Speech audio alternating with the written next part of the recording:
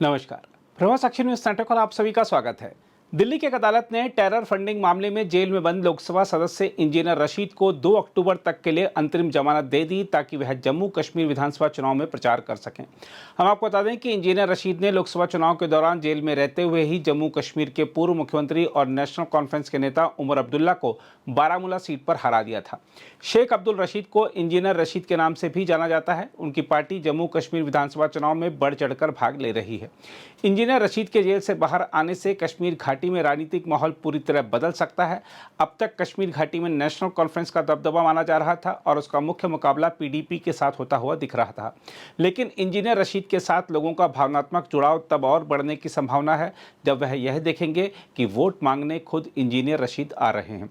अब तक इंजीनियर रशीद की पार्टी के उम्मीदवारों के प्रचार की जिम्मेदारी उनके बेटे बेटी ने संभाल रखी थी, लेकिन अब खास तौर पर कश्मीर घाटी के हालात में जोरदार परिवर्तन आने की संभावना है। हम आपको बता दें कि अतिरिक्त सत्र न्यायाधीश चंद्रजीत सिंह ने इंजीनियर रशीद की जमानत याचिका पर बंद कमरे में हुई सुनवाई के दौरान याचिका पर दलीलों को सुना था और अपना आदेश सुरक्षित रख लिया था। न्यायाधीश ने इस संबंध में 20 अगस्त को एनआईए को एक नोटिस जारी किया था और उसे याचिका पर 28 अगस्त तक अपना जवाब दाखिल करने का निर्देश दिया था। हम आपको यह भी याद दिला दें कि अदालत ने तिहाड़ जेल में बंद रशीद को सांसद के तौर पर शपथ लेने के लिए 5 जुलाई को पैरोल दी थी। रशीद 2017 में आतंकवाद के वित्त पोषण मामले में गैर कानूनी गतिविधियां रोकथाम कानून के तहत एनआईए द्वारा गिरफ्तार किए जाने के बाद 2019 से जेल में है। रशीद का नाम कश्मीरी व्यवसायी जहूर वटाली के खिलाफ जांच के दौरान सामने आया था। वटाली को एनआईए ने कश्मीर घाटी में आतंकवादी संगठनों और अलगाववादियों का वित्त पोषण करने के आरोप में गिरफ्तार किया था।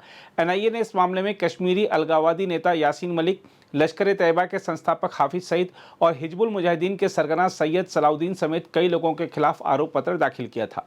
हम आपको यह भी बता दें कि इंजीनियर रशीद को ऐसे समय में जमानत मिली है जब पीडीपी अध्यक्ष महबूबा मुफ्ती ने एक दिन पहले ही रशीद की अवामी इत्तेहाद पार्टी यानी एआईपी पर बीजेपी की छद्म पार्टी होने का आरोप लगाया था। महबूबा ने अनंतनाग जिले के खानाबल इलाके में संवाददाताओं से कहा था, रशीद जेल में है। पीडीपी संस्थापक मुफ्ती मोहम्मद सईद को पार्टी खड़ी करने में 50 साल लग गए। हर सीट पर उम्मीदवार उतारने के लिए हमारे पास अब भी संसाधन नहीं है। उनके यानी इंजीनियर के संगठन के पीछे कौन है, क्योंकि उनके उम्मीदवार हर जगह उतारे जा रहे हैं। पैसा कहां से आ रहा है, गुंडागर्दी करने का साहस उन्हें कहां से मिल रहा है। पूर्व मुख्यमंत्री महबूबा मुफ्ती ने आरोप लगाया था कि सरकार ने एआईपी जैसी नई छद्म पार्टियां खड़ी की हैं। उन्होंने कहा था, मैं सरकार से पूछना चाहती हूं कि जब आपकी सभी छद्म पार्टियां नाकाम हो गई हैं तो क्या आप फिर से एक नई छद्म पार्टी लाए हैं। उन्होंने कहा था कि आप इंजीनियर रशीद की पार्टी को सामने लाए और आप उन्हें पैसों तथा हर चीज़ से मदद कर रहे हैं। फिर हमें साफ साफ बताएं कि क्या अन्य दलों को चुनाव नहीं लड़ना चाहिए।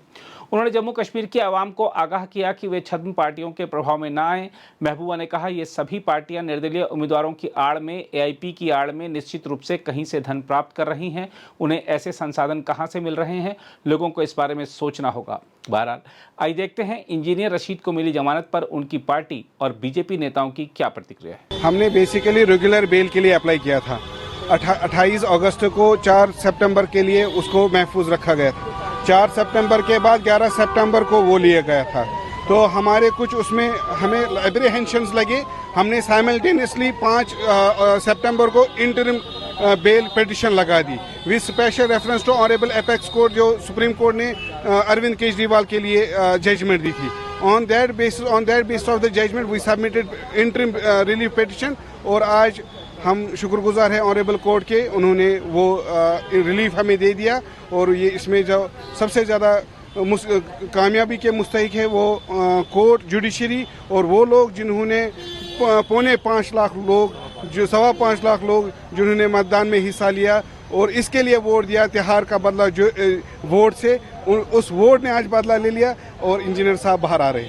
वो बिल्कुल जो ही वो बाहर आएंगे तो he will jump in campaigning, he will thank to the people जो उन्होंने तिहाड़ में रहकर 5 साल के बाद जो पहला मतदान हुआ उसमें भारी अक्सरियत से हमको जिताया। उनको पता है कि इंजीनियर रशीद उनकी आवाज़ है, वो इस आवाज़ से आवाज़ मिलाएंगे। अब ये चीज़ न सिर्फ कश्मीर में रहेगी, ये कठुआ से लेकर करना तक इंजीनियर रशीद साहब को लोग मजबूती से बनाएंगे। देखिए, देश कानून से चलता है, देश के कानून ने ही अगर उन्हें बेल दी है तो ठीक है, इससे हम क्या बोल सकते हैं, क्योंकि यही देश का कानून है जिसने हमारे को 370 से निजात दिलाई है। अगर वो कानून बेल दे रहा है तो वो कानून देखेगा और बाकी वो देखेंगे जिन्हें बेल मिली है। अगर आप भी लेना चाहते हैं देश दुनिया की तमाम जानकारी तो आज ही सब्सक्राइब करें हमारे चैनल को। साथ ही नीचे दिए बेल आइकन को जरूर दबाएं ताकि हर अपडेट आप तक पहुंच सके।